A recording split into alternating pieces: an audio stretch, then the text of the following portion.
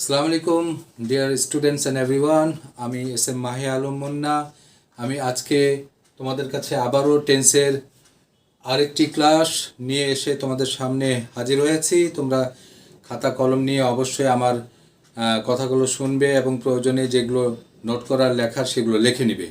আজকের ক্লাসে আমি তোমাদেরকে প্রেজেন্ট পারফেক্ট কন্টিনিউয়াস টেন্স নিয়ে আলোচনা করব এবং শেখাবো। তোমরা সবাই এই টেন্সটাও ভালোভাবেই পরিচিত আছো, তারপরও আমি তোমাদের সাথে এই টেন্স নিয়ে আলোচনা করব। আজকের লেকচার নাম্বার হচ্ছে আজকের লেকচার নাম্বার হচ্ছে 10, 10th। আজকের ক্লাসটা হচ্ছে আমাদের 10তম, ঠিক আছে, 10th ক্লাস। আজকের আমার ক্লাসের সংখ্যা 10। আমরা তাহলে প্রেজেন্ট পারফেক্ট কন্টিনিউয়াস টেন্স শুরু করি। দেখো, প্রেজেন্ট পারফেক্ট কন্টিনিউয়াস টেন্সটা আসলে কি। প্রত্যেকটা টেন্সের কিন্তু আসলে কারণ জানতে হবে যে কোন টেন্সে কেন, কি কারণে আমি এই টেন্সকে এইভাবে স্ট্রাকচার দিয়ে লিখবো বা বলবো, কথা বলার চেষ্টা করব, স্ট্রাকচার তৈরি করব। এটা প্রত্যেকটার একটা ধরন আছে জানার এবং বোঝার, যে এইভাবে শেষ হলে, ক্রিয়ার শেষে এটা থাকলে ওইটা থাকলে আমরা বিভিন্ন টেন্স তখন বুঝি। ঠিক এখানেও আমাদেরকে বুঝতে হবে যে এই টেন্সে সাধারণত দেখা যায় যে সময়ের উল্লেখ থাকে। সবচেয়ে বড় লক্ষণীয় বিষয় হচ্ছে এই টেন্সে একটি সময়ের উল্লেখ থাকে, হয় 3 মাস থেকে বা 3 দিন ধরে, অথবা 3 ঘন্টা যাবৎ এইরকম কিছু, অথবা জুন মাস থেকে, মার্চ মাস থেকে, অমুক সাল থেকে, অমুক বার থেকে, রবিবার বা সোমবার থেকে, এরকম একটা সময় কিন্তু উল্লেখ থাকে। তো আজকে সেই টেন্সটা অতি সহজ। যদি তোমরা জেনে থাকো যে কোন টেন্সে কোন সাবজেক্টের পরে হ্যাভ হ্যাজ ব্যবহার করতে হয়, সেটা তো তোমরা আগেই শিখেছ। আমি সেটা নিয়ে আজকে আর পুনরায় আলোচনা করতে চাচ্ছি না। যেমন আমি এখানে উদাহরণ দিতে চাচ্ছি যে আমি এই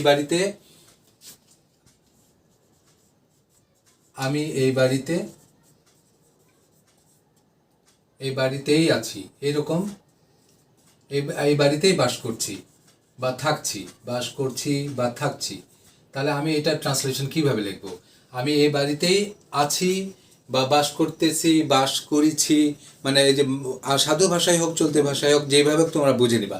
আমি এই বাড়িতেই বাস করছি, আমি এই বাড়িতেই আছি, হ্যাঁ, মানে বাস করিতেছি, থাকতেছি। তাহলে কি হবে?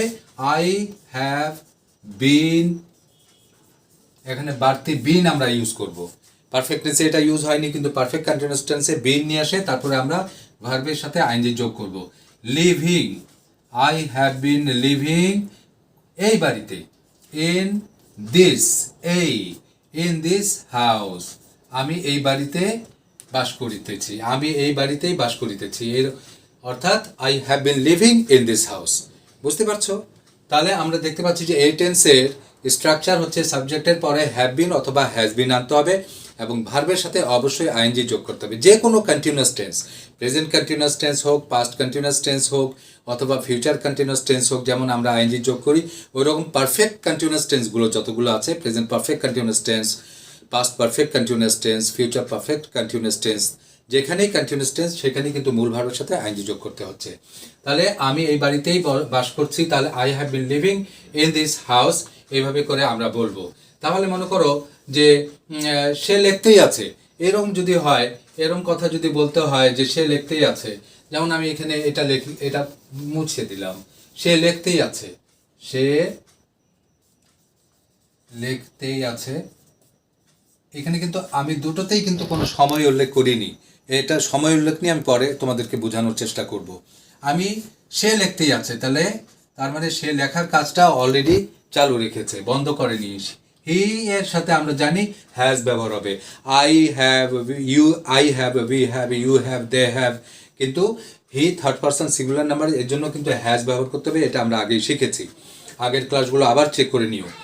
He has been, he has been, he has been writing, he has been writing, he has been writing, he has been writing, সে লিখতেই আছে, he has been writing, যাই লেখুক সেটা, সে যাই লেখুক, he has been writing, তার মানে he has been এর পরে ভার্বের সাথে আইএনজি যোগ করলাম। he has been writing letter, he has been writing drama, he has been writing letter, he has been writing application, এইভাবে। তাহলে আমরা দেখতে পাচ্ছি যে I have, we have, you have, they have, কিন্তু এইখানে হি হ্যাজ, শি হ্যাজ, বা কোনো নাম থাকলে নাম দিয়ে আমি এখানে করে দিতে পারি যে জামিল লিখতেই আছে, তাহলে কি করতে হবে, এখানে Jamil has been writing, Jamil has been writing. তাহলে আমি তোমার অপেক্ষা করতেই আছি, এরকম যদি কথা হয় যে সে বা তারা আমার অপেক্ষা করিতেই আছে, তারা আমার অপেক্ষা করিতে আছে, এরকম যদি হয় তারা আমার অপেক্ষা করিতে আছে, তারা আমার অপেক্ষা করিতেছে মানে করিতেই আছে ধরে নাও, করিতেছে। এখন অবশ্যই একটা টাইমের একটা ইঙ্গিত থাকেই, কোনো না কোনোভাবে একটা টাইমের একটা কোনো না কোনো পাবো আমরা, যদিও আমি টাইম এই পর্যন্ত উল্লেখ করিনি। পরবর্তী সেন্টেন্স দুই একটা বানিয়ে আমি তোমাদেরকে সময় উল্লেখ করে দেখাবো, যেহেতু সময় উল্লেখ থাকে। তারা আমার অপেক্ষা করিতেছে মানে করতেই আছে, তাহলে দে এর সাথেও কিন্তু হ্যাভ কথাটা আসবে, দে হ্যাভ ভার্বটা আসবে, have auxiliary verb. They have been waiting, for me, তারা আমার অপেক্ষা করিতেছে মানে আমার জন্য অপেক্ষা করিতেছে, they have been waiting for me.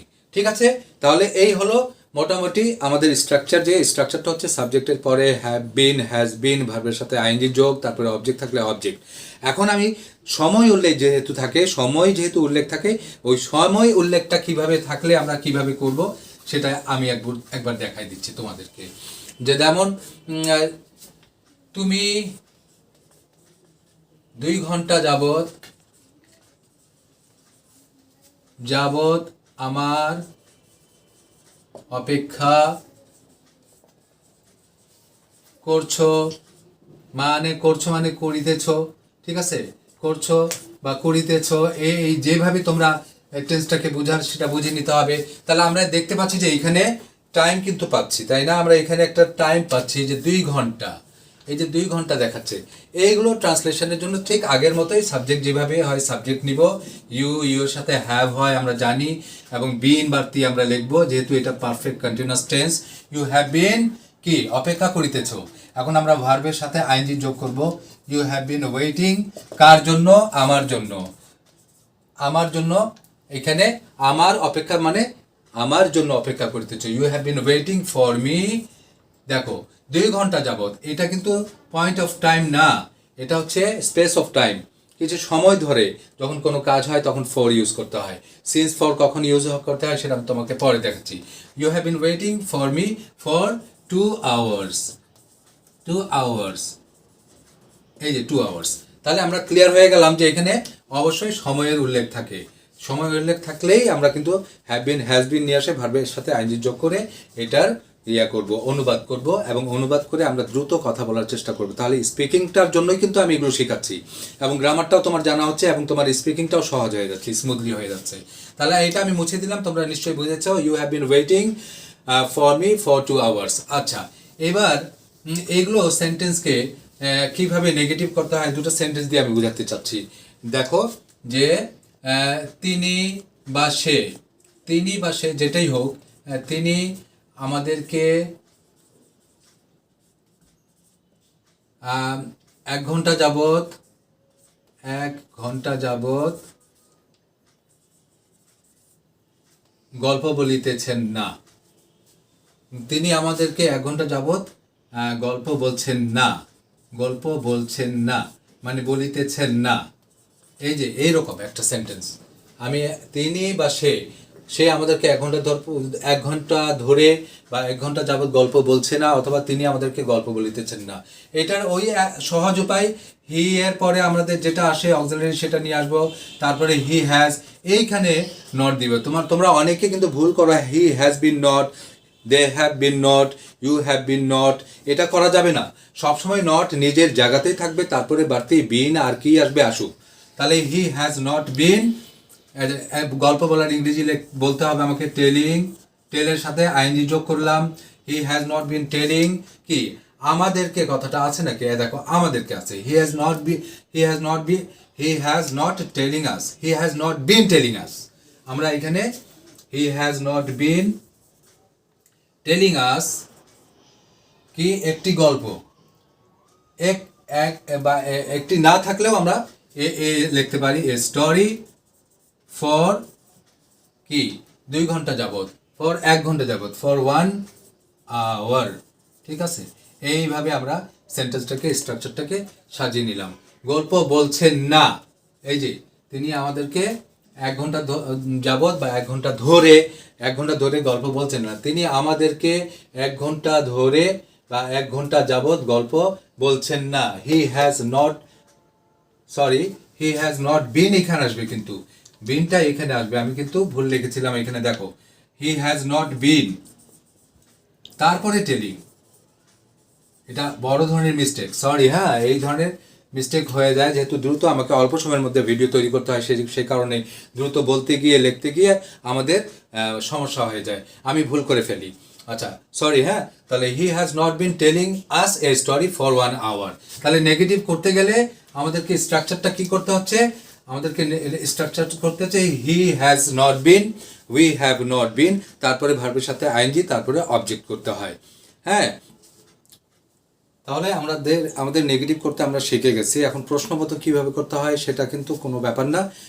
হ্যাজটাকে আমরা সাবজেক্টের পূর্বে বসিয়ে দিলেই হয়ে যাবে, যে আমি কি সকাল থেকে তোমার জন্য অপেক্ষা করছি না।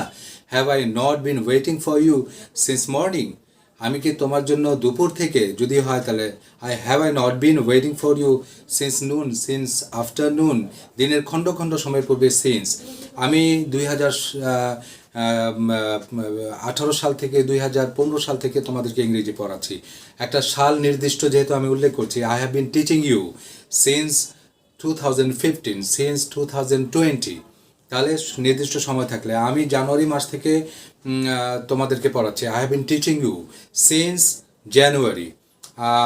আমি 2 দিন ধরে, আমি রবিবার থেকে ওষুধ খাচ্ছি, I have been taking medicine since Sunday, I have been taking medicine, আমি রবিবার থেকে, since I have been taking medicine since Sunday. I have been taking medicine since Monday.